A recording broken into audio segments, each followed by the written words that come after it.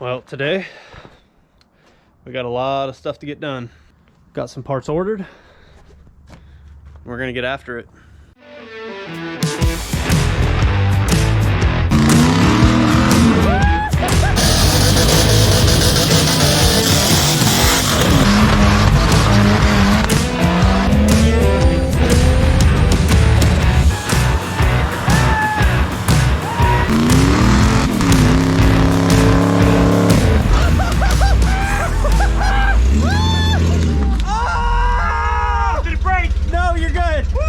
Howdy everybody. So we got some metal here. Just went to the metal shop yesterday and we finally got the metal to finish up the half doors.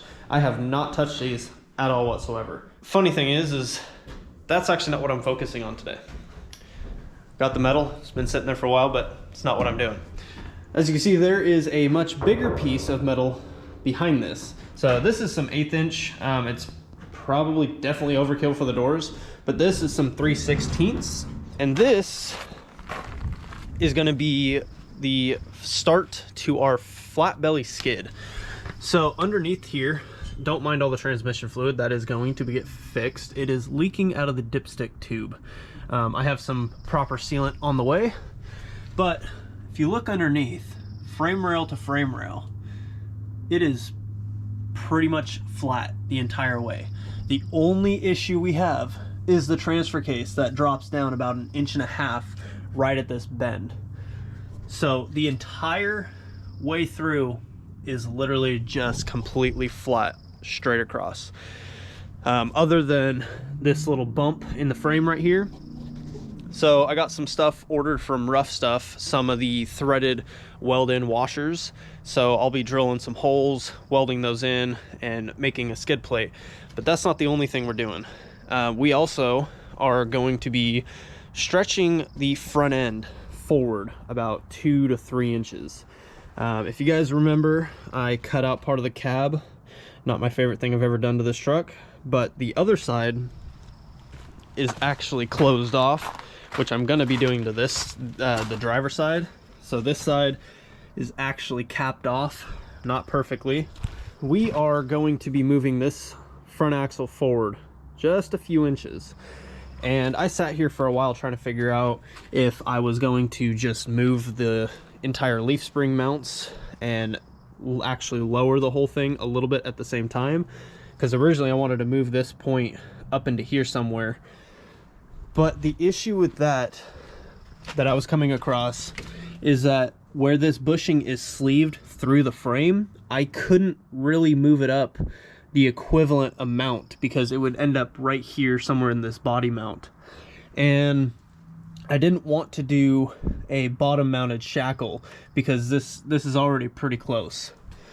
So what I ended up buying is Ruff Stuff's +2 leaf spring perches, and they are a U-bolt eliminator at the same time. They basically weld on like a normal spring perch, but they're slightly offset to the back, so it'll allow to push the front axle forward, and they have multiple holes for the center pin as well. We're going to be pushing it forward. It says it can go up to 3 inches, so we're going to see what we can actually do with it, and hopefully I don't have to do anything else with anything else. We're gonna go ahead and get after it and see what we can done. This axle was originally for a radius arm setup. Gonna go ahead and start disconnecting some things and get this thing cleaned up.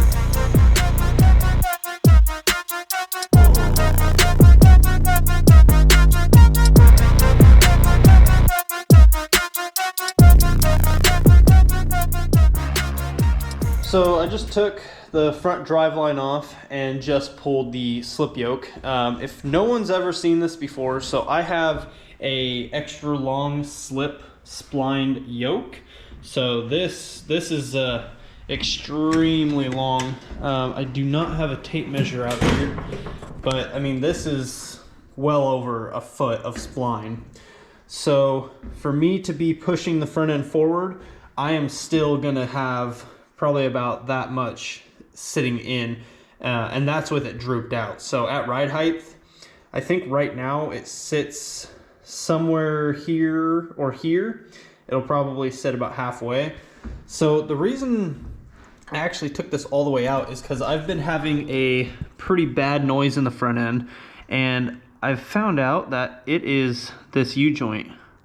It's actually got just the slightest play in this guy right here. But if anybody's coming across an issue of needing a longer spline and you didn't know this existed, well, this does. And you do pay for it. It is a little bit spendy, but this thing is pretty beefy. And the other side of it is splined as well. So this is like a double sleeve. I'm not sure if this is, I believe this is one piece because it's only welded onto here, but there is a zert fitting on here. So that's how much spline engagement you have. And that spline will recede all the way to the top if need be. So there's a lot of spline to be used there. So I was having issues with drive lines, but not anymore. Got everything for the most part disconnected. I just have to take the ram off real quick and then undo these two plates and drop the axle out, pull the leaf springs off because I'm going to be changing out some bolts, greasing these bushings, and changing out some of the sketchier stuff that's underneath here.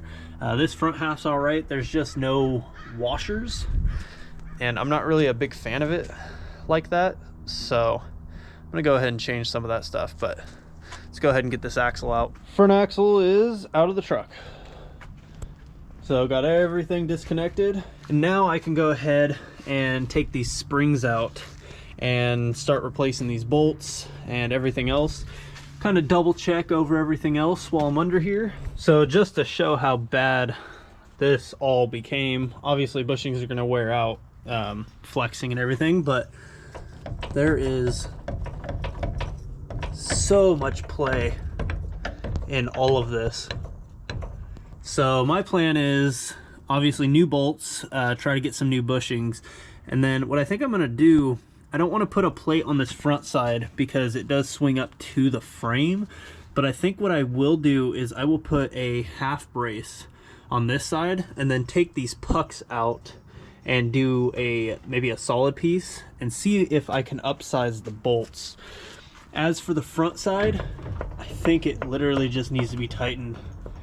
I'll check the bolts and the bushings, but I'm gonna go ahead and take all these out and go from there. Leaf springs are out, and I realized that these are actually metal sleeves. So these can probably be reused. I'll figure that out. All the bushings in the frame seem completely fine, but some of these bolts you can tell are just completely worn out right where the brackets are riding on it. So I'll have to get some bolts, some washers, but everything is taken out and prepped. Now we're just waiting on parts. Or I should say I'm waiting on parts. For you guys, it'll be this quick. Finally got my rough stuff parts in, and it looks good. So these are the top plates for the U-bolt eliminator and +2/+3 leaf spring perches. So you can see that the cutout is on the forward facing side, and it gives you the option, like most of them, of 3-hole positions. So I don't think I'm going to be reusing these plates, for the fact being that my old plates should work with that. The bolts do fit, and this does have my bump pad already on it. So I don't think I'm going to use that. These will probably be put to the side unless I decide to cut that off and put it on here or make a new one for this. But we will figure that out when the time comes. And then I got my little threaded nut inserts. This is going to be for the skid plate that we're making. So I just have to drill a hole and plop them in, weld them in, and then cut my sheet of 3/16 down, and we should have a skid plate. But today we're going to focus on getting the leaf springs back up. So I got One of them clamped down right here because I had to get the old sleeve out. The old sleeve was completely mangled. I mean, it was destroyed. So I've gotten some a few new parts to hopefully be able to make all this work, get the leaf springs back up, and then we can start going about positioning these perches. And I've already got the old spring perches ground off. The biggest downside to this whole thing is that this axle was originally meant for radius arms. So they had the cast wedges on the bad part is that this is one of the axles that the cast is part of the tube, so you can't just notch it off and cut it off. There are some that have the wedge that is a separate piece and you can actually knock it off of the tube, but this one is actually part of the tube. So I have to do some more grinding, some more cleanup, and then I will have to customize and grind down the spring perches to be able to fit in the location that I need. Got the leaf springs all bolted back up. Got some new sleeves inside of both of them.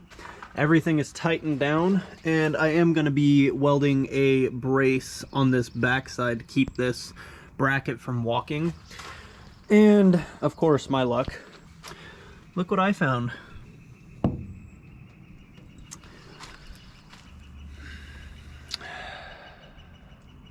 Starting to get a little bit annoying. Yeah, not fun. I'm almost starting to think it's time. Really starting to think it's time. Time for what exactly? Time for this guy to go in.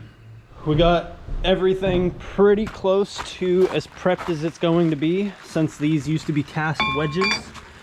So I got these sitting on here pretty good. Obviously I'm going to be setting these plates up on here and bolting them in place and then rolling the axle up, and then I will have to grind these down a bit just for them to fit perfectly over this wedge, because this is not built to fit over that. So I think I figured out why I had a pretty bad squeak in the front end. So if you look at this guy, it might be a little hard to tell, a dent and a flat spot on there. And if you take a look in the cap, there's not much in there.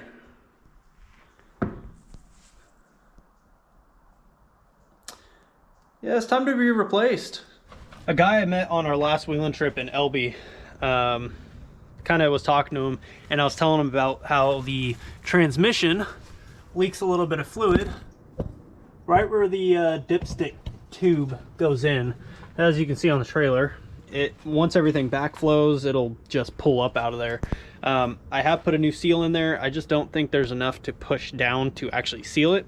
So the guy was telling me, and I've never heard of this stuff, it's called the right stuff.